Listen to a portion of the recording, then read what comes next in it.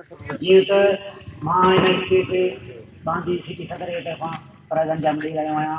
मां हिते आयल पंहिंजे महिमाननि खे ख़ुशामदीद चवां थो। साबिक़ा जनरल सेक्रेटरी सूबा जनरल सेक्रेटरी भाऊ मयूर साहिब थोराइतो आहियां जो हिकु प्रोग्राम में आयो आहे ऐं डिवीज़न जो भाऊ अदी फिरोज़ शारी पंहिंजी भेण जेकी मर्कज़ जी सदर सूबाई उनखे ख़ुशामदीद चऊं था जेके असांजे प्रोग्राम में आई आहे। ऐं तालिका सदर जेके बि असांजा आया आहिनि चारई उन्हनि जा मथां थोराइता आहियूं जंहिं असांखे क़ीमती टाइम ॾेई पंहिंजो असांजे जलसे खे कामयाबु करायो आहे। ऐं बांदी जे हिन माण्हुनि जा थोराइता आहियूं ऐं दोस्त वर्करनि जा थोराइता आहियूं जिन ई पंहिंजो टाइम ॾिनो असांखे इहे असांजे जलसे खे कामयाबु करायो। उन सभिनी दोस्तनि जा थोराइता आहियूं।